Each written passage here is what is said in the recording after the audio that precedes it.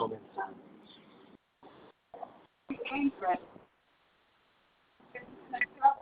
Hi, everybody. Thank you very much for joining today's Bellator Dynamite 2 conference call. As you know, Bellator Dynamite 2 airs live and free on Spike this Friday at 8 p.m. Eastern. It will be immediately followed by Bellator Kickboxing St. Louis at 11 p.m. Eastern. On today's call, we have Rampage Jackson, Satoshi Ishii, Michael Chandler, Patricky Pitbull, Matt Mitrione, and Carlson Monatafa. If you guys have questions, we're going to open the lineup for questions now. Please press star 1 on your telephone, and the operator will open your line for questions. Thank you. The first question comes from the line of Steve Juwan with MMAmania.com. Thank you, operator. My first question is for Rampage Jackson. And Jackson, I want to say happy birthday yesterday. Hope you had a good one. And Satoshi Ishii has already talked about how he looks forward to showing off his improved striking from training with Rico Verhoeven and Gegard Mousasi. So what are you looking forward to showing off on Friday, and what kind of fight do you expect? Oh, I'm looking forward to showing off an ass whooping. Is it going to be a first-round ass whooping? Are you making any kind of prediction? I don't predict shit because I'm not psychic, but I predict that I'm going to whoop his ass. How good does it feel to be back in Bellator again? How does it feel about asking me another damn question? All right, well, Jackson, you're always entertaining. Thank you very much. And my next question is for Patricky Frary. Michael Chandler has said that you tend to look for the knockout in the first round, and if you don't get it, your resolve fades after that. So how do you respond, and what do you expect to do?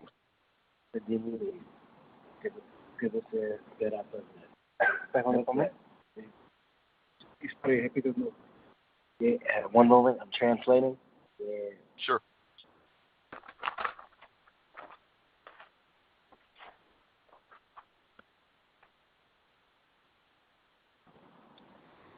Eu não vou buscar o knockout no primeiro round. Eu estou pronto para lutar os 5 rounds. I'm ready to fight 5 rounds. I'm not looking to knock him out in the first round. O knockout vai ser a consequência da luta. Não importa se... The knockout's going to be a consequence of the fight. Não importa se vai ser no primeiro round ou Doesn't no matter último if it's round. the first round or the last round. Eu não tenho só knockout. Eu tenho finalizações também. And I don't just look for knockouts, I look for submissions too. Very good. Thank you, sir. And my final question before I pass on to the next caller is to Matt Mitrione. Talk to me about how you're looking forward to making your Bellator debut and what it means to you to have your first fight on a big card like this. I can't wait. I'm excited to move on to this portion of my life, to, brand new promotion for me. And, it's a brand new audience for the most part. And I look forward to getting out there and putting on the show. Do you think it puts you in contention for a heavyweight title since the title is currently vacant? Well, what the good thing is that's really not my business. I don't really care if it does or not. I have to go out there and fight who they tell me to fight as long as the paychecks don't bounce. I'm there to do work. So, the powers that be can think about that. And after I put this ass whooping on Carl, then we can talk about it if that's what they want to talk about. If not, then I'll take whatever fight I can on short notice and get in there and stay busy. All right. Sounds like ass whoopings are the order of the day all around. Thank you, gentlemen. Thank you. The next question comes from the line of Steven Marrico with MMAJunkie.com. Hey, questions for Matt. Kind of wanted to follow up on that question a little bit. I mean, what did you take from your last fight? I know that there was a lot of controversy and you appealed the result, but what sort of lessons did you take from that fight? And did it prompt you to make any changes in your strategy or overall game plan as a fighter? I think I took a couple things away from it. I think mostly that you can't necessarily force a fight, and you can't change the way you fight to appease others, either your opponent or a referee or whatever else. You have to fight the way you do. And it's the hurt game. It's the fight business. You don't just fight for fun. You fight for a career and a paycheck. So, sometimes you have to be smart about what you do. And that's kind of honestly, I understand it's kind of ambiguous, but that's what I took away from it. And I feel that it didn't modify anything in how I do. Like I'm still highly aggressive. I still come forward. I still throw heavy leather. But maybe some tactics and some ways I approach some getting into certain positions or combinations have changed. Can you talk to me about how you feel about how the appeal played out? Do you think you were given a fair shake, and sort of what your plan is now? I think you mentioned before that you were going to appeal it to the state courts if you had to. How do you think it played out? I think it's a sham. I think it's a terrible. I think it's a terrible occurrence. I think that the case, if anybody listened to it or saw it online, which I believe it was available, or has seen the minutes, the case was extremely strong, and that I think we did a very solid job presenting it, even though my lawyer was on the way to the hospital at the time. So I think that, and as soon as everything was closed, it was as if, like testimony was closed. It was as if nothing had even been spoken. And the person that kind of railroaded that meeting, he was pretty much like, look, this is how I feel about it, blah, blah, blah. Like disregarded all information or all statistics and facts. So it's a shame, but I'm sure there's some hungry contingent lawyer that wants to, or contingency lawyer that wants to, take it further and go after some money. And I'm down for those conversations because I know my case is strong and I know my position is valid. So why is fighting on short notice something you're specifically targeting after this fight with Carl? I need a carrot in front of me at all times. I don't do well sitting on the shelf. The wheels are going to fall off sooner or later, and I don't want to be sitting around when they do. So if I can get in there, get active, get busy, then that's something I sure as hell want to do. Plus, I only pay when I get work. So, if I need to work to get paid, then let's do it, man. As a reminder, if you would like to ask a question, please press star 1 on your telephone keypad. Once again, that is star 1. And our next question comes from the line of Alakish with Sportskeeda. Hey guys, greetings from India. My first question is for Ishii. Now, Ishii, you'll be making your North American debut against one of the most accomplished fighters in Rampage Jackson. So what are your thoughts about fighting someone like Rampage in your first Bellator fight? I'm excited to this fight, and I'm looking forward to the fight. I can't wait on Friday. All right, great. Now also, as someone asked about your striking game improving, you previously also talked about wanting to fight Rampage on the ground. Now, how comfortable would you be standing up and trading with Quinton? No, I'm more of a ground fighter, so I think more, good for me to bring to ground. All right. My next question is for Rampage. Now, Rampage, talking about your fight with Ishii, can you give us your thoughts on your opponent and what would your game plan be against the former Olympic gold medalist in judo? Oh, I'm going to tell you my game plan right now while Ishii is right here listening to this interview. So give me 1 second. Game plan coming right up. Okay, fair enough. Now also, you recently spoke about your training regimen changing with you growing older. Can you dwell a little on that and also tell us how your camp went for the fight with Ishii? My camp went great. This has been like one of the best camps I've had in a long time.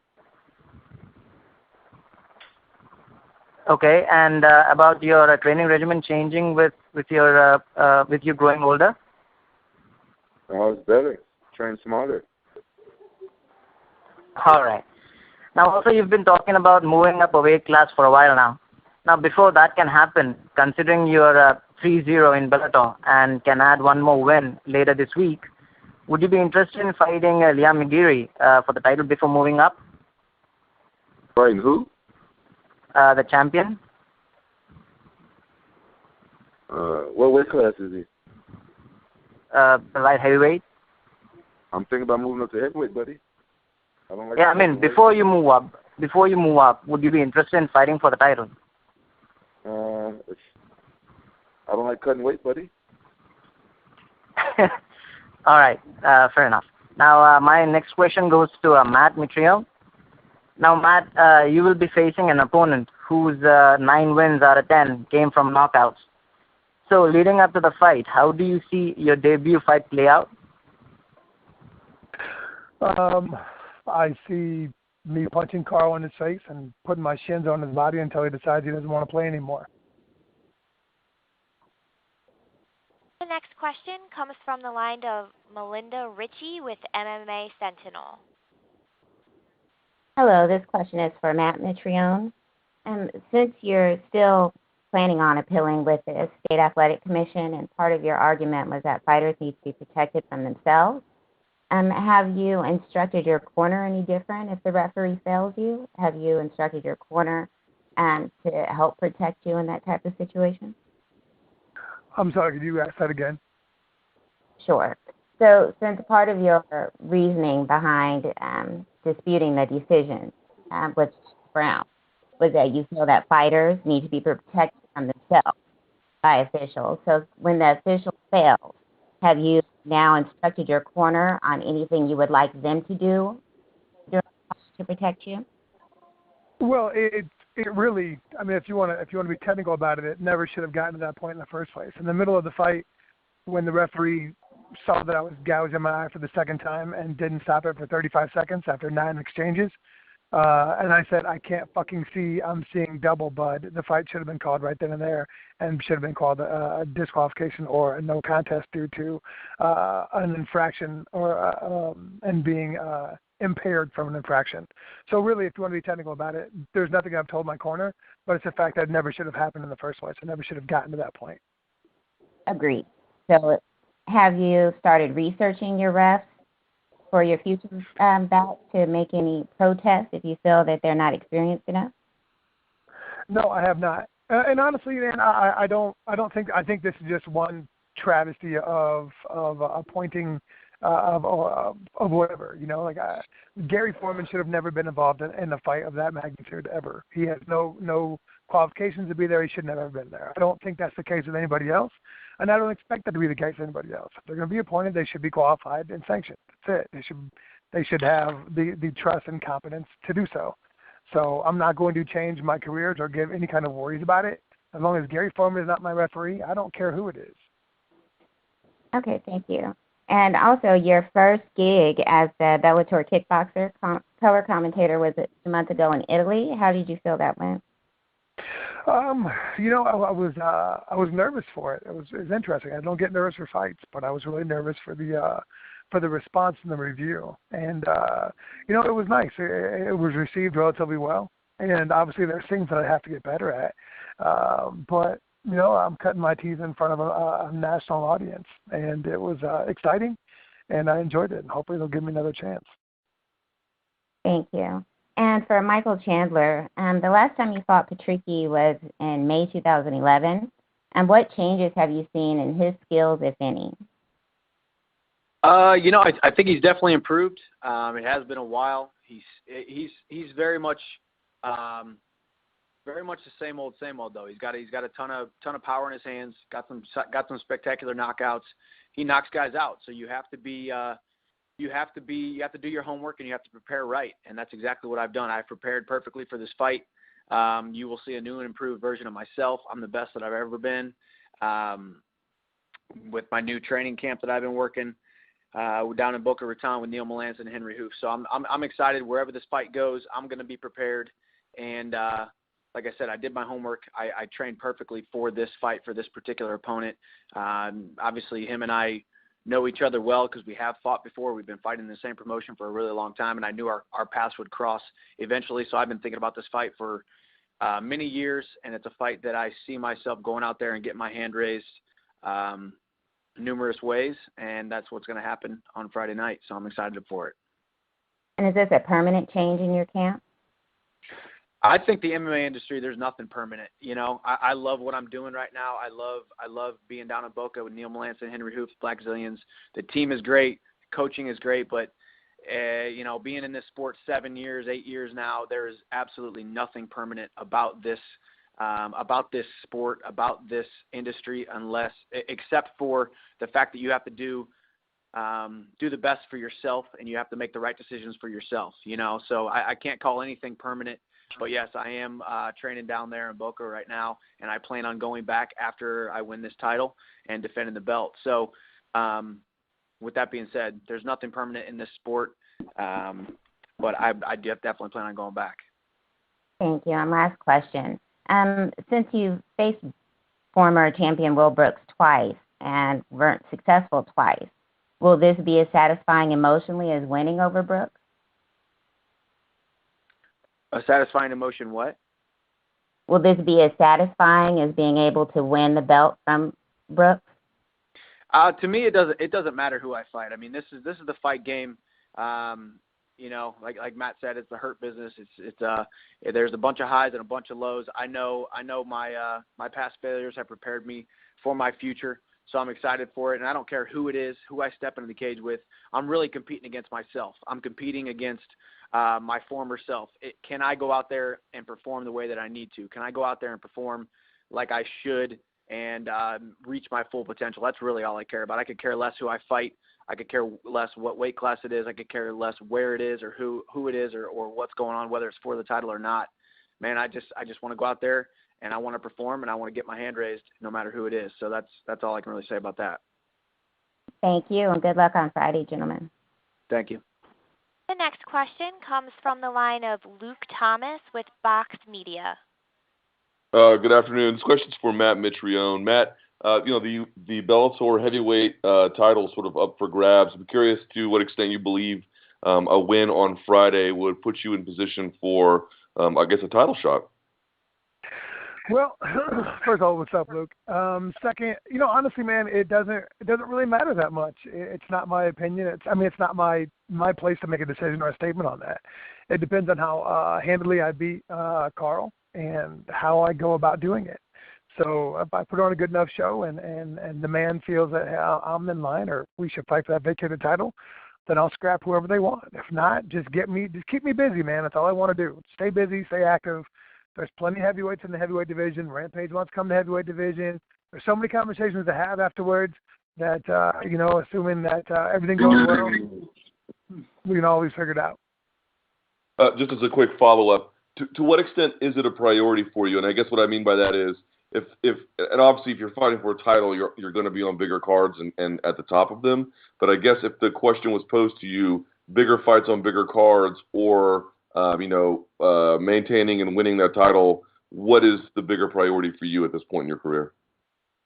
Yeah, I honestly, man, I don't care. I really don't. I enjoy competing. I enjoy being active. I don't have an agenda on either side. To get the strap, cool, awesome, sweet, sounds like a lot of fun. Fight for a strap, cool, sounds like a lot of fun. Have huge fights on big events and make money all hand over fist, awesome, sounds great. Just keep me busy. I don't care which one it is. I'll do both. Let me fight for the title, win it, and then retain it against whoever in the world wants to fight. Cool, great, awesome, I'm on board. Just keep me active. That's all I want. Fair enough. Thanks, guys. The next question comes from the line of Steven Morocco with MMAJunkie.com. Hey, quick one for Quentin. Why do a 215-pound catch weight as opposed to just a heavyweight bout? What's the significance behind that? Actually, I don't know. The fight was given to me at a catch weight, and I didn't turn it down. I didn't have no decision making in that. So it wasn't about sort of tapering up in weight, and it didn't have anything to do about okay. No, I would. How do you think? I would have rather it been a heavyweight fight because I've been thinking about going to heavyweight for a while. So they offered me to fight at 215. I said yeah. I thinking now. I guess I should have said let's do it at heavyweight. If there was a 215-pound weight class, do you think that's where you would thrive the best? Yeah, I would like to fight there because I think I'm too small to go against the bigger heavyweights, but I'm too big to be at the 205 weight class now. So 215, 220 would be perfect for me. When you do go up to heavyweight, what do you expect to? Do you expect to still be around 215 pounds, or do you think you're going to get at an East bulk? I think I'll start lifting weights more, and I'll probably walk around about 235, 240. Because throughout my whole career, I've been staying away from the weights. I've only been doing weights for strength and conditioning. But if I go to heavyweights, I'll start lifting heavy weights, stuff like that. Gotcha. Thank you. And then for Michael, I'm wondering how long you've been in camp. The fight was canceled in May, and you pretty much just rolled into this next one. How long have you been training? Man, I tell you what, it's been now that it's over, and now that I can see the light at the end of the tunnel, and I just I just saw the belt downstairs doing photos and stuff. It's all, my mindset has changed, but it was definitely a long process. I was excited to fight May 14th for Josh Thompson. I got down to Boca 9 weeks before May 14th. It was somewhere in March. So I've literally been down in Boca late March, all of April, and all of May, and all of June. So it's been over 3 months there, and the great thing is I've made so many improvements with my striking, with my grappling, with my wrestling, with every single aspect. So it's been a long camp, basically 2 camps on one, but I got great people around me who have pulled me back when I need to be pulled back, make sure I didn't get overtrained, and I'm right where I need to be, in shape, and the most skilled I've ever been, so it's good. What's it like spending all that time in Florida? Just living in Florida? It's different, man. It's me. I mean, I've gotten used to it though. I've traveled a lot. I've spent a lot of time in little apartments by myself, hanging out, not doing much at all besides training, and that's kind of where I thrive. My training camp is my training camp, and I don't expect to have fun. I don't expect to have friends. I don't expect to go out to eat or go grab a movie or do any of that kind of stuff. It's a very boring, minimalist lifestyle, and I kind of love it. I thrive in it. It excites me, and it gets me excited about improving and going out there and doing great things. So it was tough to be away from my wife, but our relationship has gotten better, being all the way away from each other, and just me being able to really pursue what I want to do, and the calling on my life has made me love life more, love her more. So it's been great, so it'll be nice to go out there, get this strap Friday night, take a little vacation, spend some time with her, and just, figure out what's next on the horizon. If you put these 2 camps together, is this the longest training camp you've ever had? This actually happened to me a while back. I was supposed to fight Dave Jansen a couple of years ago for the title, and he got hurt, and they couldn't find a replacement again, I guess, and I had to wait for Dave Rickles 9 weeks later. So I was basically in camp that whole time too. So there's been a couple times where I've done double camps, but man, I'm an extremely durable guy. My body can withstand a lot because of my wrestling background and I guess just genetics and whatnot. But I don't know. I kind of thrive in it. I enjoy it. It was definitely tough. There was times when it was tough and it got monotonous, but every single day, it was kind of a renewed rejuvenation to be able to be training at a new training camp around new people with new coaches, or being reunited with the greatest coach in the MMA game, in my opinion, which is Neil Melanson. That's why I went down to Florida. And then it just turns out that all the other coaches and training partners were a lot, they exceeded my expectations. So it was a great camp. Last question. If you beat Pitbull, do you expect Josh Thompson to be a first title defense? I hope so, man. I wish him well. I wish him a speedy recovery. I don't know the extent of his injuries and whatnot, but I hope he does. I think it's a fight that the fans want to see. I think it's a fight that he wants, that I want.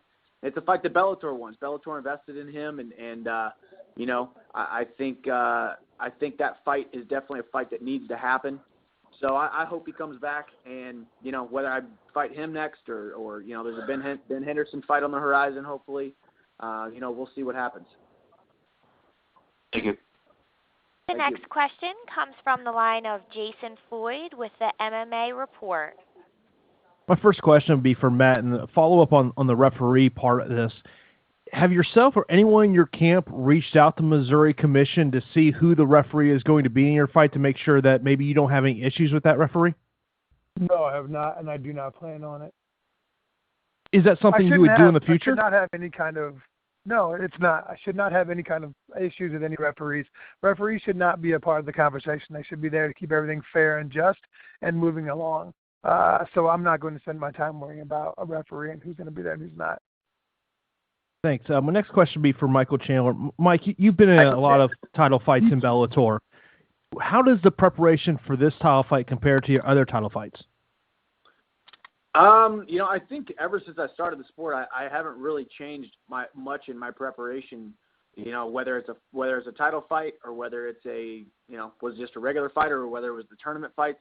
For me, it's always a constant pursuit to just get better. I even though during these last 2 camps that I've had to train for, one I was about to fight Josh Thompson. Now I'm fighting Patricky.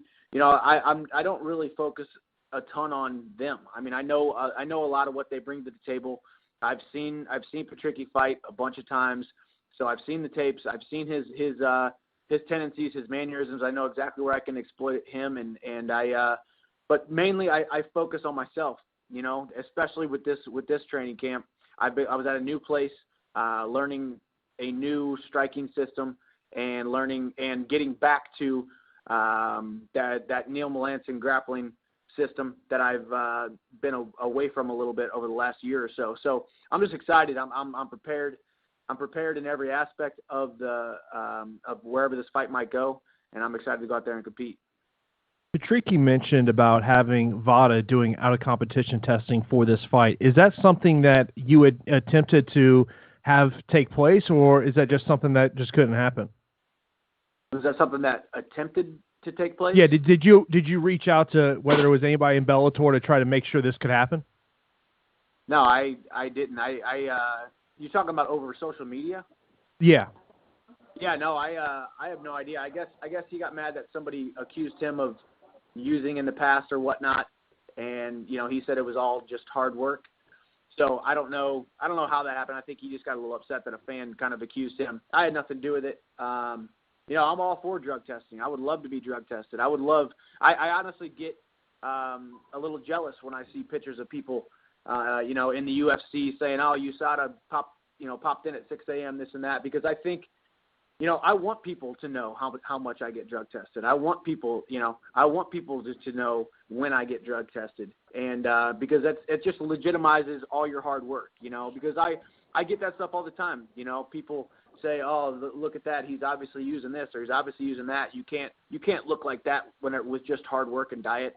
And it's kind of a big, kind of forget you to be able to say, "Here, I just got drug tested. Here, all this is hard work, diet, and the lifestyle. This is a lifestyle, and it's just people's insecurities when they say those kinds of things and accuse people of using. So for me, I don't accuse anybody of doing it, and I obviously don't do it. So I just believe hard work prevails. So. My final question would be for Patricky Pitbull. Patricky, Michael talked about what the first fight that you two guys had. What do you remember from that first fight you had with Michael?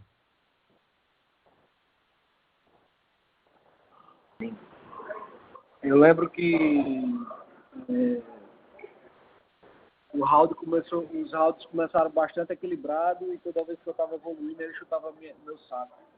I remember that each rounds were pretty much starting off equal, and then I would get kicked in the nuts. Toda vez que eu estava evoluindo em cada round, eu estava machucando o rosto dele, ele chutava meu saco de novo. Every time I started hurting him, I got kicked in the nuts again. E no terceiro round ele me dominou. And then in the third round, I got dominated. Mas só que dessa vez vai ser diferente. This time will be different. porque eu vou pegar o cinturão e talvez ele volte para San Diego, não vai voltar para Flórida não. Because this time I'm going to get the belt, and he's not going to go back to Florida. Maybe he'll go back to San Diego. Thanks, guys. The next question comes from the line of Steve Juwan with MMAmania.com. Thank you, operator. This question is for Seumana Tafa. And first I want to know, it's been his reputation up to this point that he's a guy that promoters can call on short notice. So how does it feel to have a full camp for Mitrione this time? It feels great. I'm ready to fight. Ready to get. All right. Now, a lot of the questions so far have been for Chandler, Mitrione, and Rampage. Do you feel a little overlooked, even though you've got a major fight on this card? No, I'm good. I'm not really good at doing interviews, so I'm just sitting here hoping nobody will ask me a question. Sorry to ruin your morning, then. I've got a few for you. What kind of fight are you expecting to have with Mitrione? What kind of performance do you want to have? The war. War. It's a suicide mission for me. All right. What do you see as your prospects in Bellator's heavyweight division? How far do you want to take it? The faster the better.